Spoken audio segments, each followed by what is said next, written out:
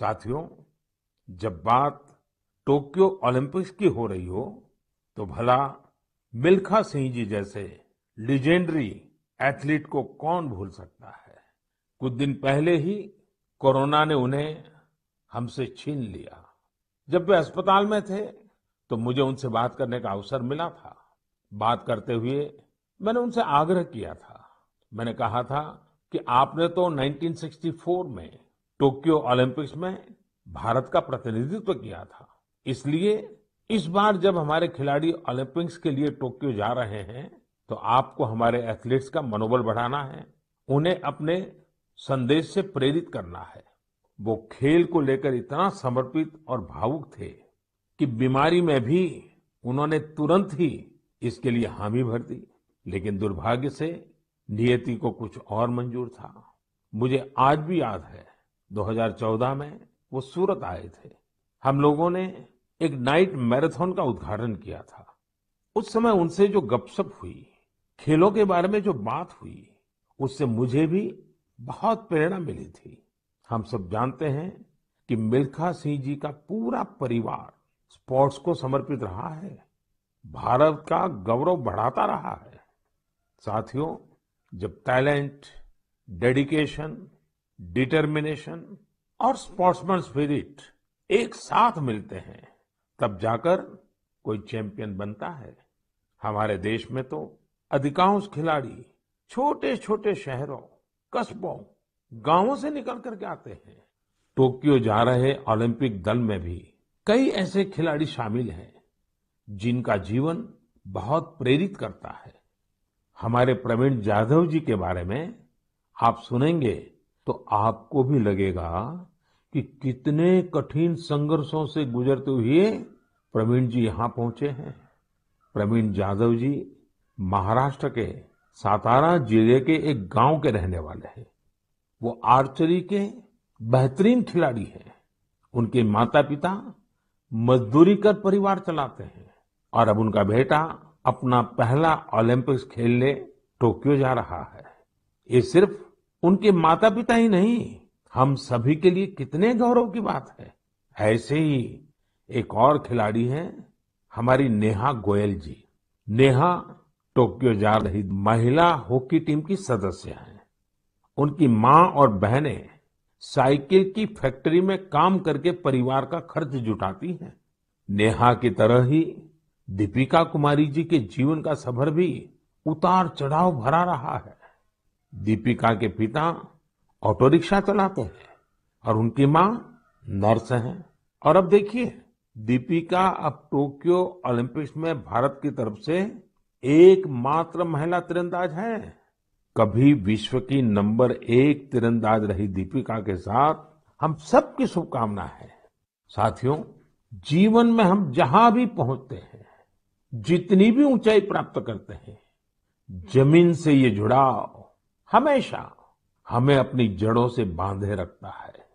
संघर्ष के दिनों के बाद मिली सफलता का आनंद भी कुछ और ही होता है।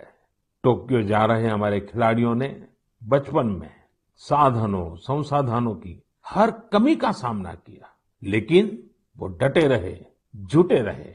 उत्तर प्रदेश के मुजफ्फरनगर की प्रियंका गोस्वामी जी का जीवन भी बहुत सीख देता है। प्रियंका के पिता बस कंडक्टर है। बचपन में प्रियंका को वो बैग बहुत पसंद था जो मेडल पाने वाली खिलाड़ियों को मिलता है।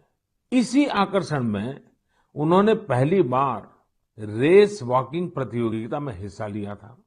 अब आज वो इसकी बड़ी चैंपियन है। जैवलिन थ्रो में भाग लेने वाले शिवपाल सिंह जी बनारस के रहने वाले हैं। शिवपाल जी का तो पूरा परिवार ही इस खेल से जुड़ा हुआ है। इनके पिता, चाचा और भाई सभी भाला फेंकने में एक्सपर्ट हैं। परिवार की यही परंपरा उनके लिए टोक्यो ओलंपिक्स में काम आने वाली है। टोक्यो ओलंपिक के लिए जा रहे हैं चिराग शेट्टी और उनके पार्टनर सात्विक साईराज का हौसला भी प्रेरित करने वाला है। हाल ही में चिराग के नाना जी का कोरोना से निधन हो गया था।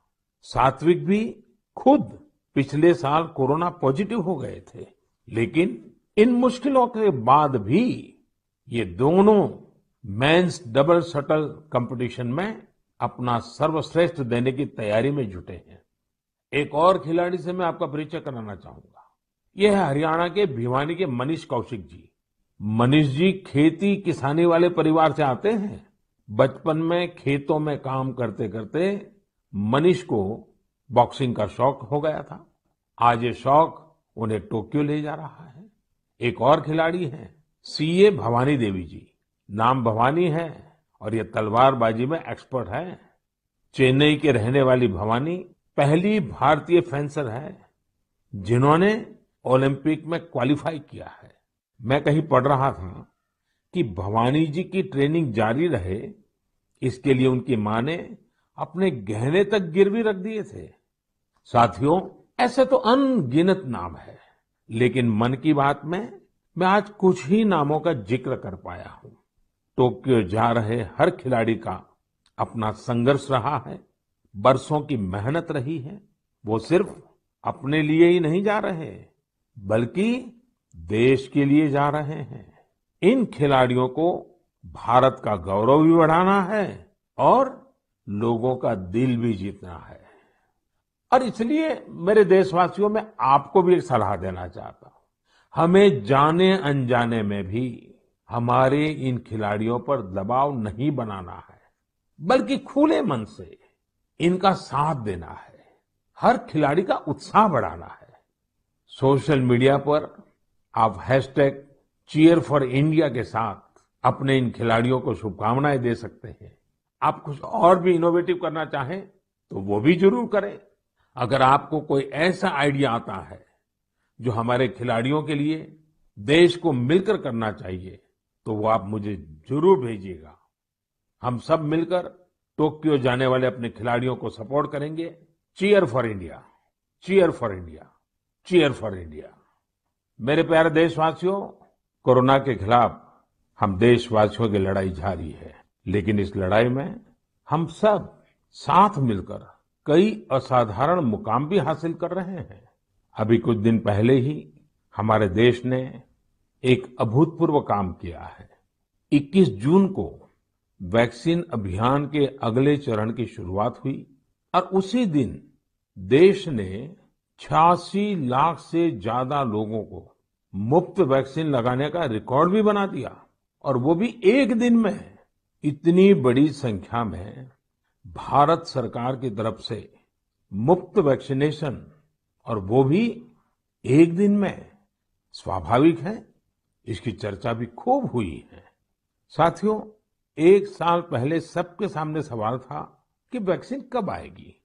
आज हम एक दिन में लाखों लोगों को मेड इन इंडिया वैक्सीन मुफ्त में लगा रहे हैं, और यही तो नए भारत की ताकत है। साथियों, वैक्सीन की सेफ्टी देश के हर नागरिक को मिले, हमें लगातार प्रयास करते रहना है।